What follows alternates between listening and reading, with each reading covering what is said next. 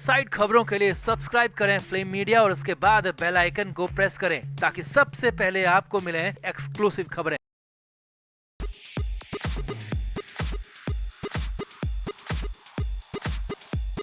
महाराष्ट्र के विपक्षी गठबंधन महाविकास अघाड़ी में सीएम फेस को लेकर एक बार फिर से तलवारें मैदान से बाहर निकल चुकी है। दरअसल संजय राउत ने एक बार फिर से राग हलापना शुरू कर दिया है कि उद्धव ठाकरे ही एमवीए के मुख्यमंत्री उम्मीदवार हैं। अब राउत के इस बयान के बाद तो एनसीपी के शरद पवार और महाराष्ट्र कांग्रेस बुरी तरह बिदक गई और राउत को खरी खोटी सुना दी। कांग्रेस और पवार ने उद्धव की भी क्लास लगाई, साथ ही साथ साफ कह दिया कि अगर राउत अपना बयान वापस नहीं लेंगे तो एमवीए यहीं पर खत्म कर दिया जाएगा। तो बड़बोले राउत की वजह से क्या उद्धव ठाकरे मुश्किलों में पड़ जाएंगे? क्या महाविकास अघाड़ी के विनाश की वजह संजय राउत बनेंगे? आपको सब कुछ दिखाते हैं। आप भी वीडियो को शेयर करें और अपनी राय कमेंट बॉक्स में जरूर दें।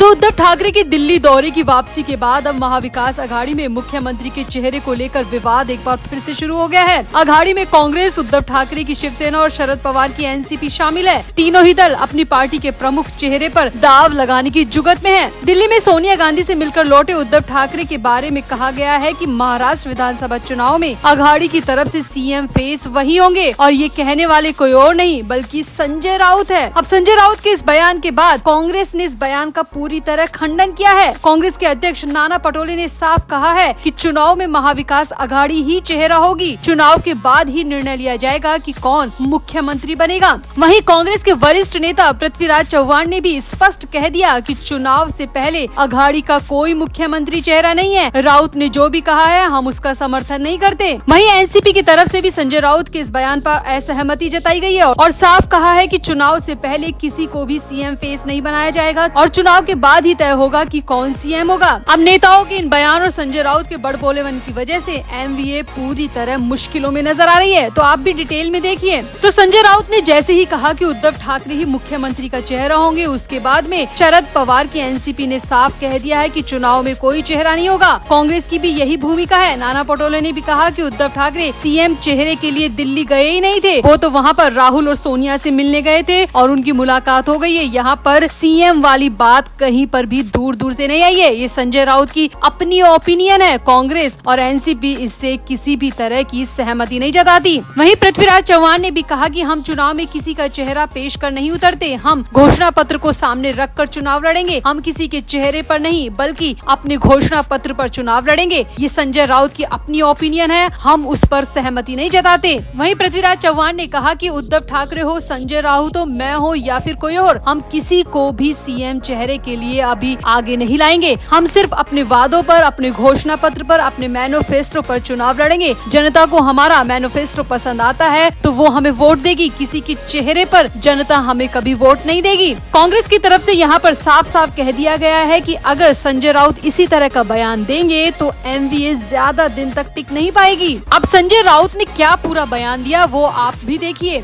तो संजय राउत उद्धव ठाकरे के दिल्ली से लौटने के बाद में कुछ ज्यादा ही उत्साहित है और इसी उत्साह में संजय राउत ने मीडिया के सामने कह दिया कि महाविकास अघाड़ी की तरफ से उद्धव ठाकरे ही मुख्यमंत्री पद के उम्मीदवार होंगे। संजय राउत ने न किसी से सलाह ली, न किसी से मशवरा किया और मीडिया के सामने इस तरह का बयान दे दिया। संजय राउत ने ये भी कह दिया कि राज्य चुनाव के लिए एक चेहरा होना जरूरी है। अगर राहुल गांधी लोकसभा चुनाव में विपक्ष का चेहरा थे तो हम महाविकास अघाड़ी के लिए उद्धव ठाकरे को चेहरा बनाएंगे और इसी चेहरे पर चुनाव लड़ेंगे। इसके बाद मीडिया ने पूछा कि क्या उनका ये मतलब है कि ठाकरे एमवीए के सीएम उम्मीदवार होंगे? तो राउत ने कहा कि हाँ बिल्कुल, मेरा यही मतलब है। जैसे राहुल गांधी लोकसभा चुनाव में थे तो उसी तरीके से उद्धव ठाकरे विधानसभा चुनाव में चेहरा बनेंगे। संजय राउत ने यहाँ पर यह भी कहा कि बीजेपी की गलत नीतियों का, केंद्र सरकार की गलत नीतियों का हमेशा से उद्धव ठाकरे ने विरोध किया है, खुलकर विरोध किया है और अब जब चुनाव में मुख्यमंत्री चेहरे की बात है तो क्यों ना उद्धव ठाकरे को ही मुख्यमंत्री चेहरे के लिए आगे कर दिया जाए, क्योंकि उद्धव ठाकरे पिछले 5 साल से अपनी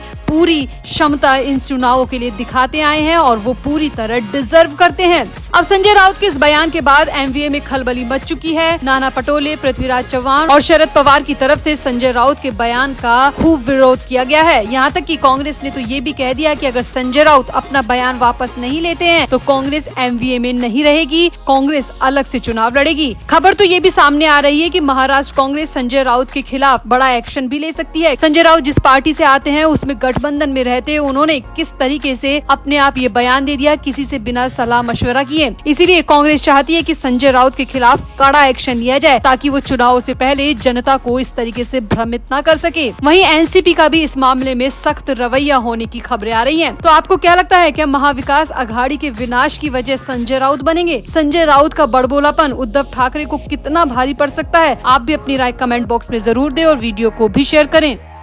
तो उद्धव ठाकरे दिल्ली में बारी बारी सबसे मिल रहे हैं। मुंबई से 3-4 दिन के लिए दिल्ली आए उद्धव ठाकरे अपनी गोटियां बराबर खेल रहे हैं। अब उद्धव दिल्ली में मनाने तो राहुल गांधी को आए थे, मगर राहुल गांधी ने उद्धव को भाव ही नहीं दिया। इसीलिए मजबूरी में उद्धव ने दिल्ली के सीएम अरविंद केजरीवाल की पत्नी सुनीता केजरीवाल से मुलाकात की। इस मौके पर उद्धव ठाकरे के साथ उनके बेटे आदित्य ठाकरे और यूबीटी सांसद संजय राउत के अलावा आपके राज्यसभा सांसद संजय सिंह और राघव चड्ढा भी मौजूद रहे। उद्धव ठाकरे सीएम केजरीवाल के माता पिता से भी मिले। दोनों पार्टियों के नेताओं की मुलाकात ऐसे वक्त में हुई है जब पिछले दिनों आम आदमी पार्टी ने महाराष्ट्र में चुनाव लड़ने की घोषणा की। ऐसे में अब अटकलें शुरू हो गई है कि क्या आम आदमी पार्टी महाराष्ट्र की महाविकास अघाड़ी में शामिल होगी। अब उद्धव की इस मुलाकात का मकसद साफ है कि वो यहाँ पर आम आदमी पार्टी पर डोरे डालने आए हैं और मुंबई में एमवीए में शामिल होने के लिए फुसलाने आए हैं। मगर अब उद्धव का असली मकसद तो राहुल गांधी से मिलना था। तो खबर है कि राहुल गांधी ने तीसरे दिन उद्धव ठाकरे को मिलने का वक्त दिया। तकरीबन 72 घंटे पहले उद्धव ठाकरे ने राहुल से मिलने का समय मांगा था, मगर राहुल गांधी की तरफ से व्यस्त होने का हवाला देकर उद्धव को मिलने का वक्त नहीं दिया गया। खबर है कि उद्धव ठाकरे ने मुंबई से निकलने से पहले राहुल गांधी से अपॉइंटमेंट का वक्त मांगा था, मगर राहुल की तरफ से 3 दिन बाद अपॉइंटमेंट दी गई। इसी बीच राहुल गांधी और मल्लिकार्जुन खड़गे ने मुंबई से उद्धव के साथ आए शरद पवार से तो मुलाकात की, मगर उद्धव ठाकरे से नहीं की।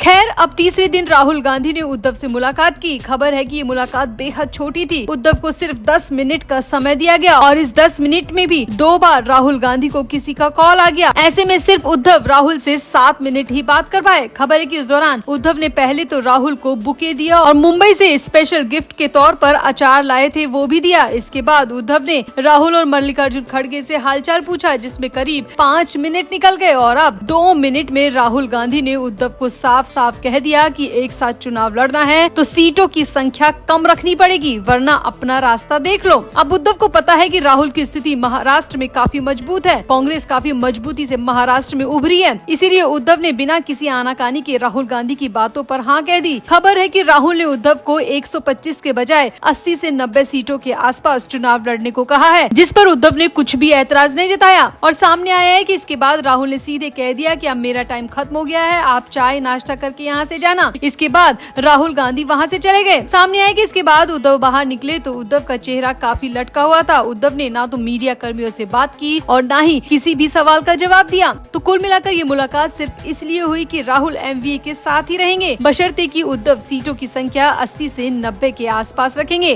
अब अगर उद्धव 125 की बात कहेंगे तो राहुल गांधी महाराष्ट्र में अकेले चुनाव लड़ने को पूरी तरह तैयार है और इसका नतीजा उद्धव ठाकरे को ही भुगतना पड़ेगा। तो राहुल गांधी और उद्धव ठाकरे की इस मुलाकात पर आपका क्या कहना है? आप भी अपनी राय कमेंट बॉक्स में जरूर दें और वीडियो को भी शेयर करें।